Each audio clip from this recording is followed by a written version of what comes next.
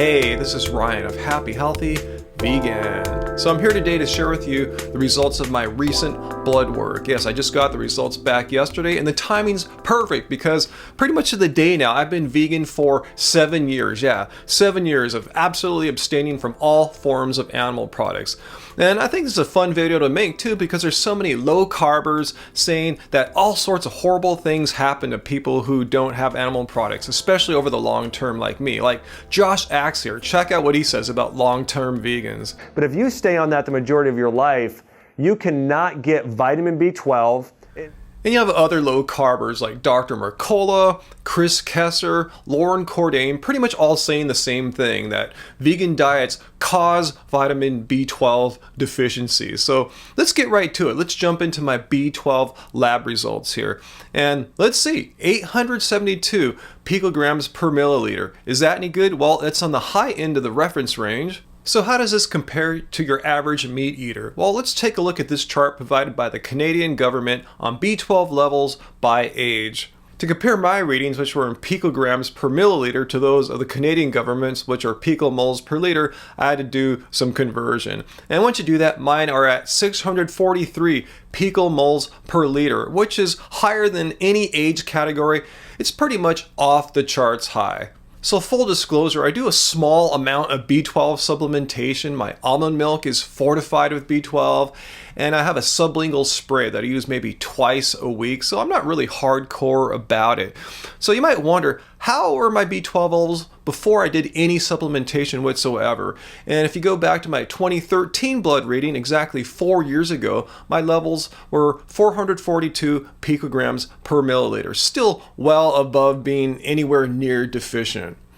And if any of those low carbers I refer to cry foul because I take a B12 spray a couple times a week, well, they don't have a leg to stand on. Go look at the web stores for Dr. Mercola or Chris Kresser and Josh Axe, and you'll see literally hundreds and hundreds of supplements of all kinds. So if they're saying that vegan diets are deficient and require supplementation, well, what does this say about their own diets with all these subs, guys? And then it's very difficult to get the proper amount of amino acids and zinc and certain other nutrients, even like vitamin D in your diet. Dr. Chiropractor Josh Axe and Lauren Cordain say that vegans are deficient in calcium and vitamin D. Let's take a look at my results. And as usual, my vitamin D levels are quite strong, 37, which I believe is the strongest reading I've had yet. And let's take a look at calcium, because we're supposedly deficient in that, right? Because we don't drink any milk. 9.8, nearly at the top end of the normal healthy range. How can that possibly be? Well, it's because calcium's in plants too, paleo guys. But how about protein though? Protein is important for everybody, and just about everyone is deficient in quality protein. Oh, really? What are these quality proteins that we all must eat? Things like grass-fed beef is a great source, organic chicken and turkey, wild-caught salmon. Also, grass-fed organic dairy products are great. And then healthy quality protein powders like grass-fed whey protein. Wow, so I'm going to be totally screwed on protein, right? Because I haven't had any of those things, no animal products for 7 years. Well, first of all, let's look at my total serum protein levels, and they're fine. They're in the higher middle part of the normal healthy range. But there's more we can look at. There's albumin, which not only measures how well your liver and kidneys are functioning, they measure if you're not getting enough protein in your diet. And my albumin levels are fine. They're on the higher end of the healthy range. So take that, paleo guys. Vegan diets are not deficient in protein.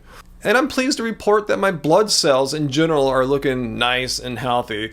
My red blood cell count, my white blood cell count, perfect. Nothing to worry about there. And as an athlete, I was very pleased to see a nice, strong hemoglobin level. Hemoglobin is really important in athletics. It's a protein used by red blood cells to deliver oxygen to our muscles. So the more hemoglobin, the more oxygen transport, the more power you got. Next, let's have a look at my lipid panel. It was kind of a mixed bag, surprisingly. First of all, my total cholesterol was a little bit high, still within the acceptable range, but 195, a little bit high for me, a little bit high for vegan, and I have a theory as to why. I'll explain why in a second. But part of that is because my HDL cholesterol is a little bit high, 57. That's the good cholesterol. You want that number high.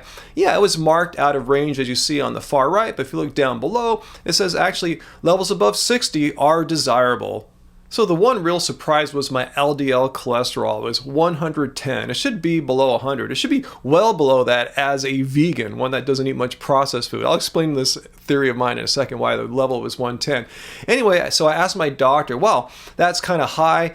Does that put me at greater risk for coronary heart disease? Well, as he showed me here in my blood test reports, to look at this ratio of total cholesterol over good cholesterol. According to the Framingham Heart Study, a cholesterol ratio of 5 is average risk for heart disease. A ratio of 9.6 is double that risk for heart disease. Well, mine was a 3.4, which is half the risk for heart disease.